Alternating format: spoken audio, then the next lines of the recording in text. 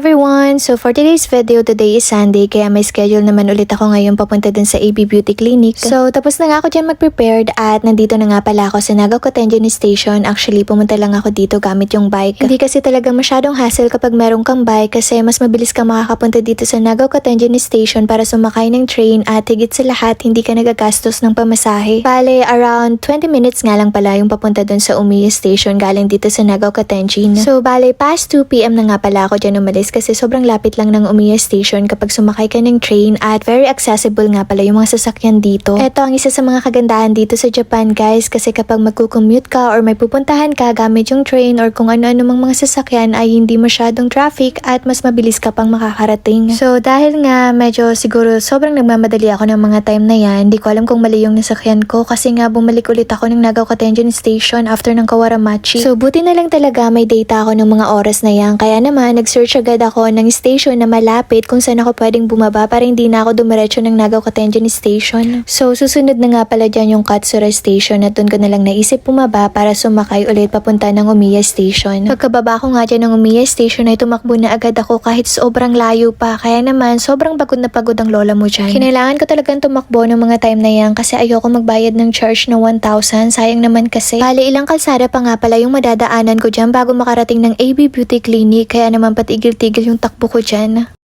And finally, nandito na nga pala ako sa loob ng AB Beauty Clinic. Actually, nalate nga pala ako dyan ng ilang minutes kaso hindi napansin ng receptionist assistant kaya naman hindi na ako masyadong nagpahalata. Marami kasing mga customer nung pagdating ko kaya naman medyo busy sila kaya hindi na ako nila napansin kaya naman umupo na ako dyan ng bongga kasi sobrang pagod ang lola mo. At dahil nga medyo maraming client ngayong araw at medyo busy sila, inagantay pa ako dyan ng ilang minutes bago nag-start yung Glutadrip na in-avail ko. So dahil nga wala nang masyadong available room dito, dito na lang ako tinurukan itong Glutadrip sa may sofa or sa may welcome area pero okay lang naman sa akin para hindi siya masyadong hassle. So bale pang 4 session ko na nga pala itong Glutadrip at feeling ko mag-a-avail pa ako kasi feeling ko hindi pa siya umi-effect sa skin ko. Sobrang mahal talaga magpaganda guys kasi kailangan mo talagang mag-invest para sa sarili mo pero okay lang naman kasi nag-i-enjoy naman ako ng mga time na yan. Uso na kasi talaga sa akin guys yung salitang love yourself, sobrang importante pala talaga sa atin yan. So ngayon nga unti-unti na akong nakakapag-adjust dito sa Japan, sa culture, sa work environment and sa iba pang mga tao sa paligid. Dati kasi nung una at 2 taon ko dito sa Japan, ayoko na dito pero lately I just realized na gusto ko palang mag-extend, charot. And by the way, before I continue, nakita ko nga pala tong long-lasting lipstick na binibenta nila kaya bumili ako ng isa. So going back to the topic about dito sa bansang Japan, grabe sobrang na-appreciate ko na talaga tong bansang Japan kasi lately I just realized na ang dami palang benefits at reason kung bakit maganda dito sa Japan. One of the reason kung bakit maganda magstay dito sa Japan is yung benefits from the government for their residences and also the foreigners. Medyo mahirap nga lang pasukin tong bansa na to kasi kailangan mo talagang mag-exam at makapasa sa exam para makapag-extend ka ng working visa at maging residence dito for the future. And of course, kailangan mo din magtrabaho dito. So ayun, tatanda ka talagang nagtatrabaho dito or naghahanap buhay pero worth it naman kapag tumanda ka. Kailangan mo kasi talagang magtrabaho dito guys kasi sobrang workaholic ng mga Hapon at kailangan mo magtrabaho kapag nasa tamang edad ka na at hanggang sa pagtanda mo. So usually, nasa around 65 to 70 years old nga pala yung retirement age dito kapag hindi mo na kayang magtrabaho or sobrang tanda mo na. So the good thing naman kapag nag-retired ka na, may benefits ka from the government kasi mahabang panahon mo silang pinagsilbihan. Actually, nung bago pa lang ako dito sa Japan, medyo hindi ko pa nakikita yung sarili ko dito kasi iniisip ko pa nga lang na kapag naging residence ako dito magtatrabaho ako ng habang buhay. Pero lately, I just realized na kailangan pala talaga nating magtiyaga para meron tayong ma-receive na nilaga. Charot. But seriously, yes, kailangan talaga nating magsipag pa at magtiyaga para ma-receive natin or ma-reach natin yung goal sa buhay. And actually, ilang buwan na lang talaga kami dito sa Japan, uuwi na kami ng Pinas pero hindi talaga ako guys nai-excite. Ewan ko ba, bigla na lang nagbago lahat ng plano ko umpisa ng pagpunta ko dito sa Japan at marami na din akong in-adjust kasi sobrang haba na ng taon nung pag-stay ko dito sa Japan. Ang dami na ring nagbago sa 3 taon kaya feeling ko there's no reason for me to to go back to the Philippines. Actually, ilang beses ko tong pinag-isipan kung ano yung gagawin ko pag uwi ng Pinas kasi nung una pa lang ako dito, sobrang excited ako umuwi na ng Pinas. And now, I just finally decided na pag uwi ko ng Pinas, mag-aaral ulit ako ng Nihongo para makabalik ako dito sa Japan. It sounds weird but I feel like dito na pala yung bagong mundo ko and this is where the place I wanna start the new chapter of my life again. Sobrang peaceful ng life ko at meron akong peace of mind kapag nandito ako sa lugar na to. And especially, I learned a lot of things when I started to work here in Japan, especially about myself on how to be alone. Actually, independent person na ako dati pero mas natutunan ko pang mas maging independent person ngayon sa lahat ng bagay. Mapakaibigan, mapa-family at relationship. And now I'm done. Nandito na ako sa Nagaw Kotenjin Station at pauwi na ako dyan ng bahay. Hanggang dito na lang. Bye!